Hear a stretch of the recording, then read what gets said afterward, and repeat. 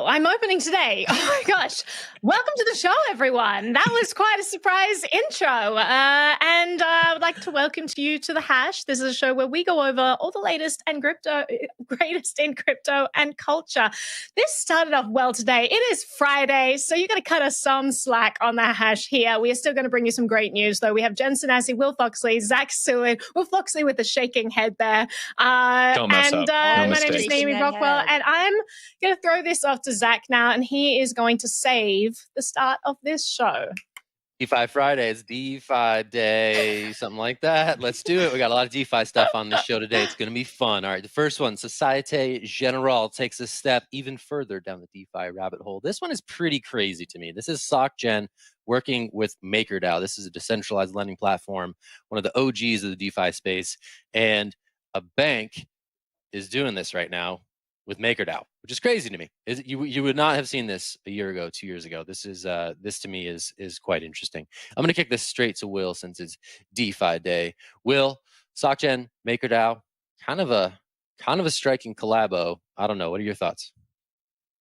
It's weird for me because I've heard of MakerDAO. I haven't heard of SocGen before, and apparently that's a really big deal. But I think that's a lot of people in the crypto world. We know about the crypto products. We don't know about these huge banks.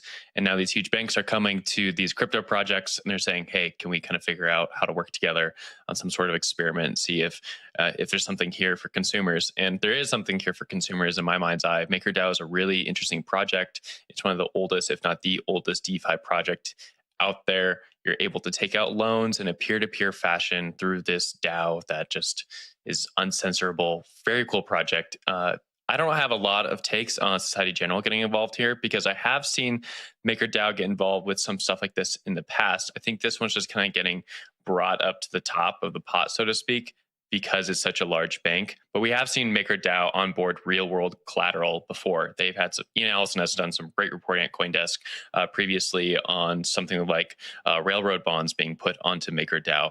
We've also seen MakerDAO be sued in court before, which brings into some questions about, is MakerDAO like totally a DAO? Is it totally decentralized? And if you look into the weeds of this document with SocGen, you see that they are talking about appointing a legal representative for MakerDAO so they can interact with this contract and kind of look at the ways that, you know, you have to bring this DAO into the meat space in some sense of the word, which is really tough. So I think from an experimental point of view, it's really interesting. It's a continuation of things that MakerDAO has been doing for years.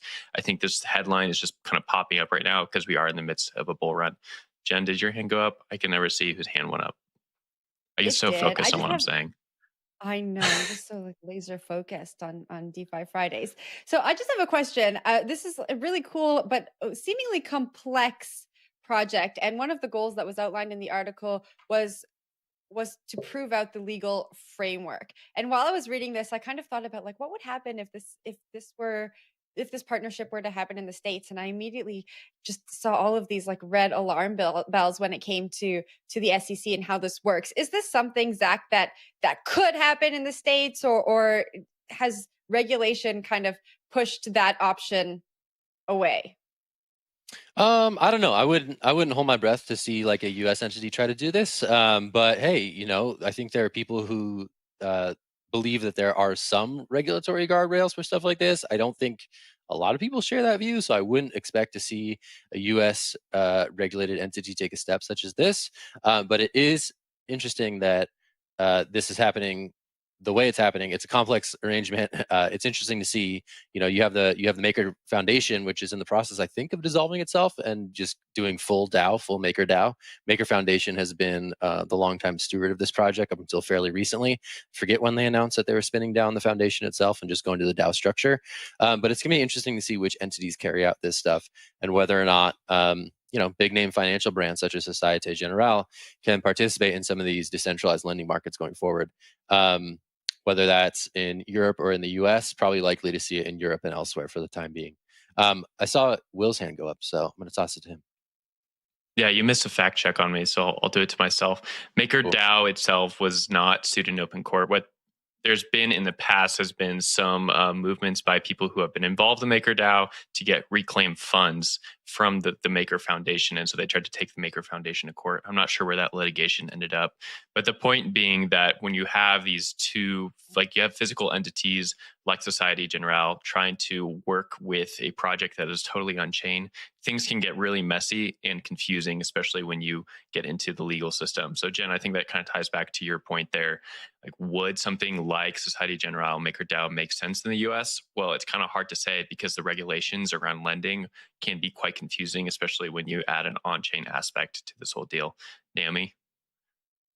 Yeah, I think this is really cool. It makes a lot of sense to me that institutions are starting to get into the space as well. Individuals have found the benefits of loans for a long time, but now banks are saying, okay, maybe we can put up debt as collateral. I mean, MakerDAO is interesting in that the community is going to have to vote on whether they accept this. You can't just put anything as collateral, obviously. And so they have to actually, vote on whether or not to integrate this. We chatted yesterday on the show about how it's really difficult to get voter turnout, to incentivize people to actually have a say in this. And I wonder whether something like, because I love MakerDAO, I love DAI, I love that whole system. I think it's really cool and been a fascinating project to watch evolve. But I do hope that it doesn't devolve into taking on crazy, risky assets like, giant fractional reserve banks that, we're trusting them and trusting that their collateral is actually good. Like, I just feel like when groups come together and vote on things, they don't necessarily make the best decisions and assess risk particularly rigorously. Furthermore, not everyone turns out to vote, which is a good thing, but you can't guarantee that the people who are actually, making good decisions are the ones turning out. So it's just, it definitely is something to keep an eye on in systems like this, because it is completely decentralized. You don't really have a visionary leading it and someone making good decisions and making sure, there's accountability as well. When you don't have a single person making decisions, there's no one to put the blame on if something goes wrong. So people are probably less rigorous with their decisions. So I hope that this isn't one of those situations. I would be hesitant to get involved with debt issued from a bank. This is like the week that Naomi got red pilled into centralized control. This is striking. I feel like we heard a note of this just the other day. Interesting. All right. Well, it's not red pill. I love this. But I do think that we are very early in the process and people are still realizing and figuring out what the risks associated with that. Let's move on to another risk associated with that, right? So we're going to chat about what's going on with Compound. We started with that yesterday. This is a situation where you have a decentralized protocol, no one's in charge. You have a bug that's discovered, but built into the protocol is the idea that it takes 7 days to fix any bugs that are found because the whole community needs to weigh in. And what's the result of that? Huge amounts of money just being leaked from the Compound ecosystem as people get more rewards than they should because of this bug. So if you didn't tune in yesterday, we were chatting about this.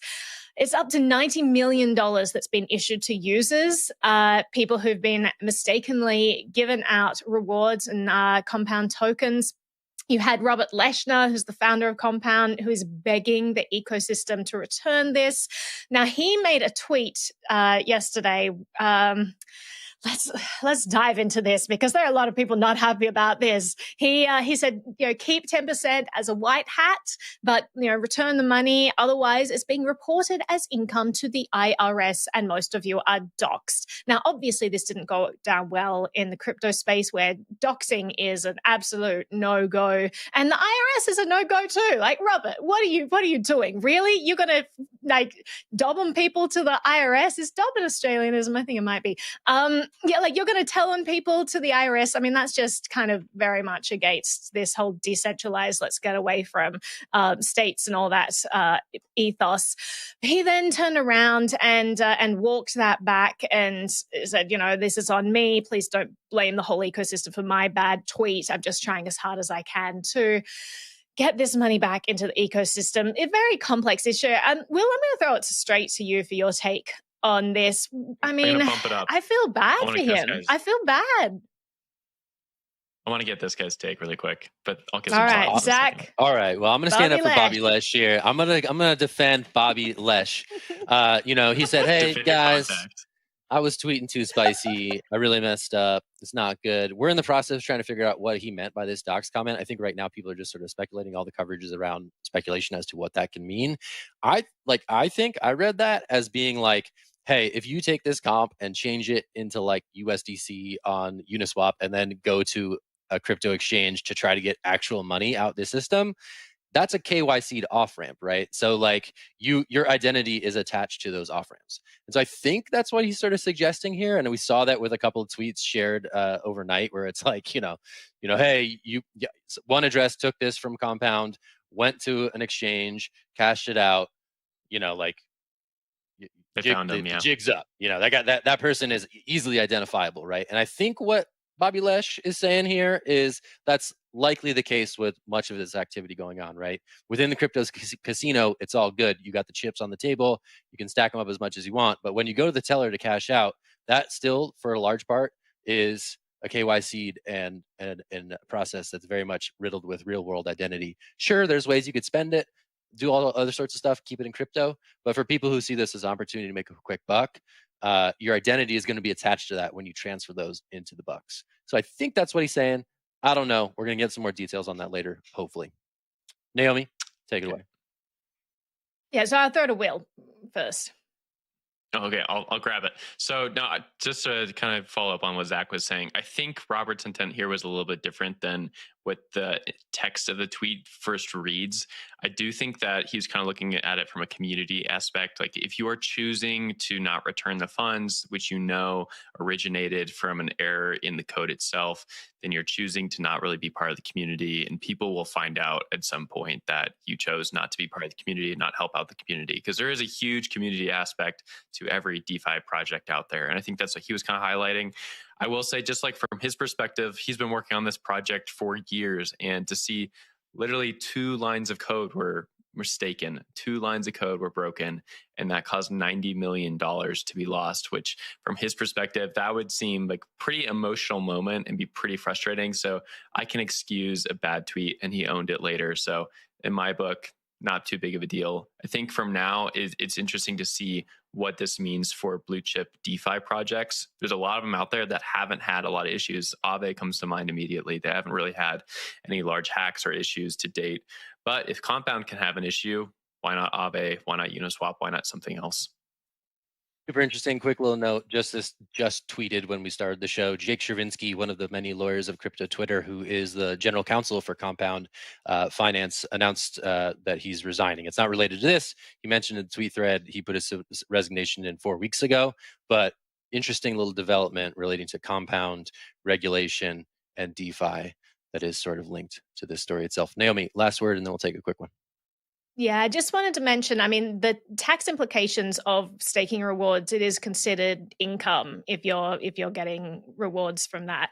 Whereas if you were getting like a reward as being a white hat hacker might be considered a gift, which is a non-taxable event. Don't hold me to that. Go talk to your lawyer. But that also might be the difference between like getting to keep your money or, give away money to the IRS. And obviously, there's nothing compelling people to give their money back.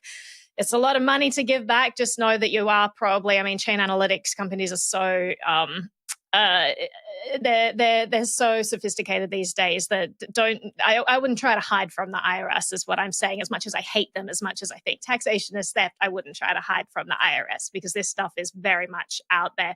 So just be very careful if you are like thinking this through and you've got some of this money, you're deciding what to do with it. Just really think it through. You could do some good for the community. You don't have to, but there are also consequences. Just be aware of them and protect yourself. So on that note, let's get to break. We'll think this over, think through our life choices. Zach, what's coming up next?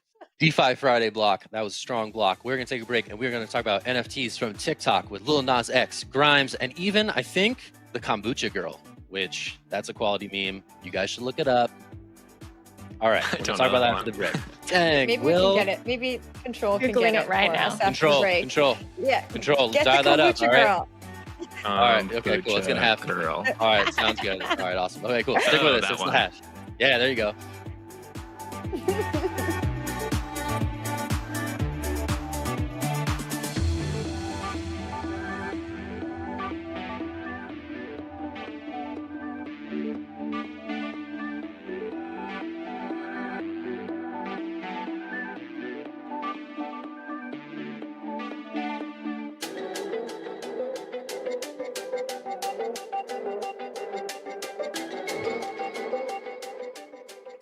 And welcome back to the Hash. So we are not going to talk about DeFi. That's boring stuff. We're going to talk about mining Bitcoin with volcanoes, which is pretty sick.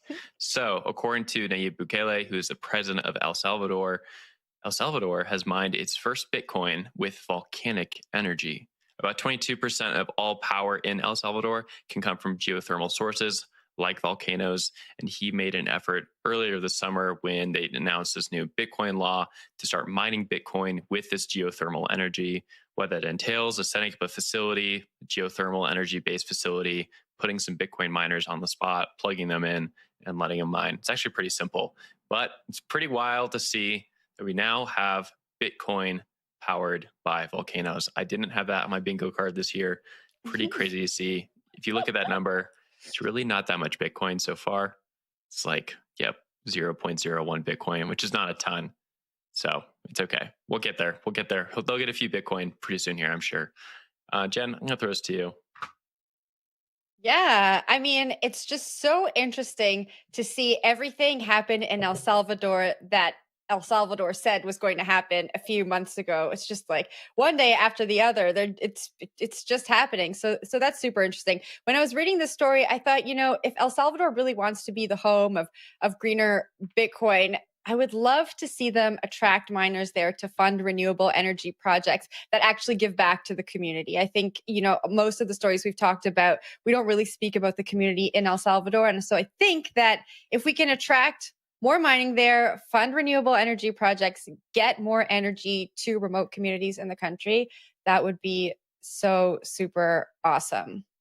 And that is my It would be takeaway so super awesome. from Dude, that volcanoes story. are super awesome. It's hard not to be hyped on volcanoes. Volcano, geothermal power. How tight is that? Okay, that's the coolest thing about the El Salvador Bitcoin plan. I mean, that part, when that happened, that was so entertaining when that happened on the El Salvador story. We was like, yep, we're doing it, and we're mining from volcanoes. That was my favorite part. What's happening next? So yeah, that's volcanoes, the rule.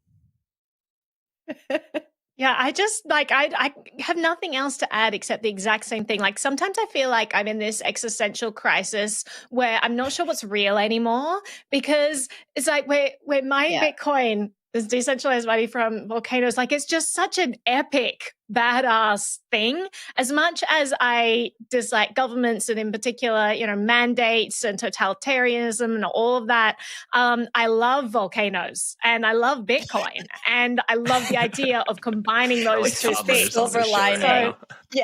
So it's just like, I mean, I feel like we're kind of like superheroes in this superhero movie where all this badass stuff's going down. And I'm kind of watching this from the sideline, just like, if I'm watching a movie, like this is a good movie. This is like, I'm enjoying this film. We're all going to get fired. I just wanted to share my existential crisis with y'all. No, I was watching your interview yesterday with Charles Hoskinson, and that was kind of like the throwback to the 2014 interview you did with him also. And I was thinking now about like what would a 2014 Naomi Brockwell, who's been covering the space forever, think about mining Bitcoin with a volcano. And I don't know if you have like a face to show to like exhibit that emotion or anything like that, but it's just kind of wild to think about. Nice. Now just expression. Yeah, something like that. I probably do like a JFox dance or something. That's perfect. Yeah. Just to kind of close out the segment, I guess there, I think it's interesting to see how this project will scale from here. And if it's like a PR stunt, obviously Bukele has been very interested in getting El Salvador into the mainstream of Bitcoin culture. He's already been picking up a lot of the memes. Getting volcanic Bitcoin mining activity on the deck is pretty interesting itself. I'm wondering to see how this project scales from here. Is it going to become like a bigger part of his focus for integrating Bitcoin into the larger economy? Are they going to start putting up like large facilities for Bitcoin mining? And are they going to be attracting capital from China or elsewhere that's looking to kind of bring the Bitcoin mining industry into El Salvador? I think from an industry's perspective, there's a lot of questions and doubts if that is possible, even though there is a lot of cheap energy in that whole area. But I'll give maybe like the next iteration in Casacious coins could be like made out of pumice stone or something, right? Wow.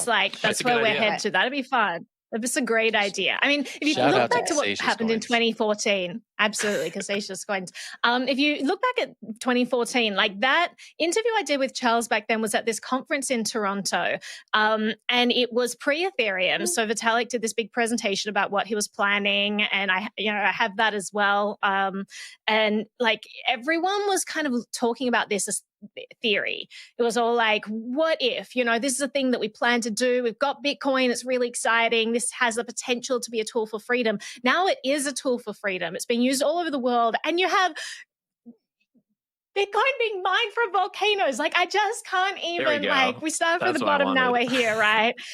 It's pretty emotional. It's pretty epic. I just wanted to say that, like, we've come a long way from this crowd. Like Adam Levine, CoinDesk reporter, he was at that conference as well. And we chatted about side chains and the theory behind them, because they weren't really a thing that was being done at the time, and like what could happen. Like, we were all just speculating and throwing things at walls. And it's just so exciting to see how far the space has come and all the incredible people who are building out our decentralized future. It's awesome. So well done, guys. Emotional moment. Going to take a breath. Maybe we'll move on to the next topic.